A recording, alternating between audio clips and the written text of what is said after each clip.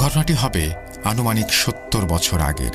ঘটনার সূত্রপাত হয় আমার আম্মুর দাদার সময়ে। এখানে একটা কথা না বললেই নয়, আমার আম্মুর দাদার বাড়ির পেছনে একটা বড় বটগাছ ছিল, আর এই বটগাছকে নিয়েই সম্পূর্ণ ঘটনার সূত্রপাত।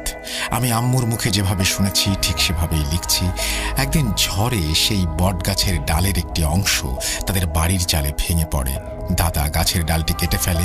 তারপর থেকেই দাদার শরীর খুব অসুস্থ।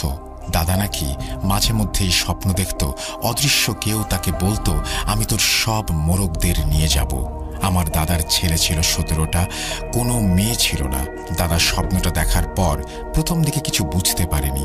তার কিছুদিন পর হঠাৎ করে একটা ছেলে গলায় দড়ি দিয়ে মারা যায়। এভাবে পর্যায়ক্রমে ৪ জন মারা যায়, ২ জন পানিতে ডুবে, ৪ জন বাসায় গলায় দড়ি দিয়ে।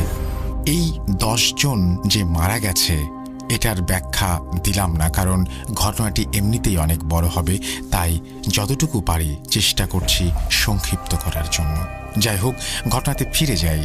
এতগুলো সন্তান মারা যাবার পর দাদা ও দাদি এবং পরিবারের সকলে শোকে ভেঙে পড়েন।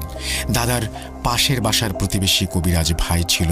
সে একদিন দাদাকে জানায় যে তারই ভুলের জন্য তার ছেলেগুলো এভাবে মারা গেছে। দাদা তখন ওই স্বপ্নের কথা মনে পড়ে। আমার দাদারা ছিল সর্দার বংশের লোক।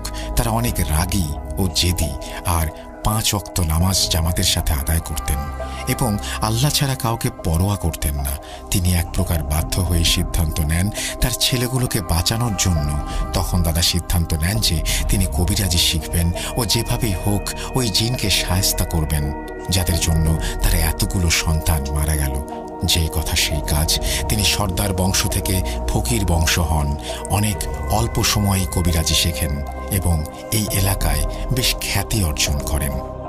আর এ সকলের মাঝেও তিনি প্রায়ই স্বপ্ন দেখতেন অদৃশ্য কেউ তাকে বলতো, কোনো লাভ হবে না, বাকিগুলোকেও নিয়ে যাব। আর ওই বটগাছ থেকে দিন দিন সমস্যা বাড়তেই থাকে। রাতে বাড়ির চালে কারো কারো চলাফেরার শব্দ হতো। ঢিল ইটপাটকেল পড়তো রাতে, জানালায় টোকা দিত। জানালা খুললে কাউকে পাওয়া যেত না।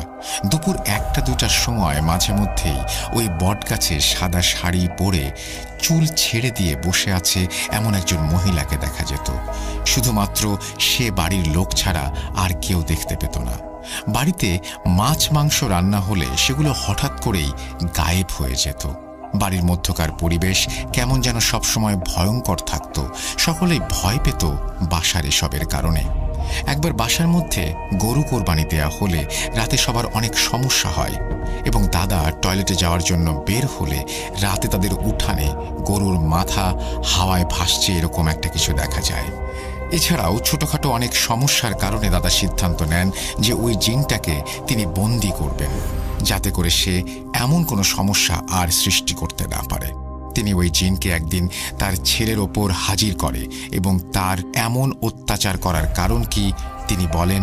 গাছের ডাল কেন কাটা হয়েছে সেজন্য দাদা তাকে বলে এ জায়গা ছেড়ে অন্যত্র চলে যাবার জন্য। ওই বটগাছ ছেড়ে দিতে তারা রাজি হয়নি। এই বলে তারা চলে যায়। দাদা চিন্তা করেন যে ওই গাছটাই তিনি কেটে ফেলবেন। তিনি কাঠুরেকে খোঁজ দেন এবং গাছটি তার কাছে বিক্রি করে দেন। কাঠুরেটি সেদিন রাতে স্বপ্ন দেখে যে একটি সাদা শাড়ি পরা এক অবয়ব তাকে বলছে যে গাছটি যেন কোনোভাবেই কাটা না হয়, তাহলে অনেক বড় ক্ষতি হবে। লোকটি স্বপ্নের কথা তেমন গুরুত্ব দেয় না। পরের দিন গাছ কাটতে চলে যায়। কোনো রকম সমস্যা ছাড়াই গাছটি কাটতে সক্ষম হয়। এরপর সে গাছটি বাড়িতে নিয়ে যায় এবং সকালে উঠে দেখে তার 2টা গরু মারা গেছে ও তার নিজের মা মারা গেছে।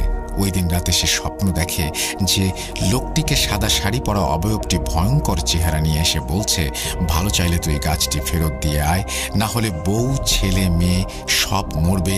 এরপর তিনি সে গাছও ফিরিয়ে দিয়ে আসেন। এ সকল ঘটনা দাদাকে খুলে বলেন। দাদা এসব শুনে অনেক চিন্তায় পড়ে যান। ঘটনাটি সম্পূর্ণ সত্য, যদিও এখানে আপনি একবার গাছ কাটার কথা বলেছেন আগেই, আমি একটু মিলাতে একটু কষ্ট হচ্ছে। তারপরে আমি যেভাবে লেখাচ্ছি সেভাবেই পড়ছি, লিসেনাররা ক্ষমা করবেন।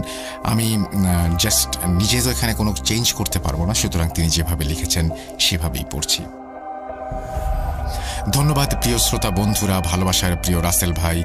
যদি ঘটনাটি সিলেক্টেড হয় দয়া করে আপনি পড়ে শোনাবেন, সেই অনুরোধ রইল। ঘটনা যদি আপনার পছন্দ হয় তাহলে এই ঘটনার পরের অংশ লিখে পাঠাবো। আর আমার ঘটনা যদি ভূত.com-এ শেয়ার করেন তাহলে দয়া করে জানাবেন।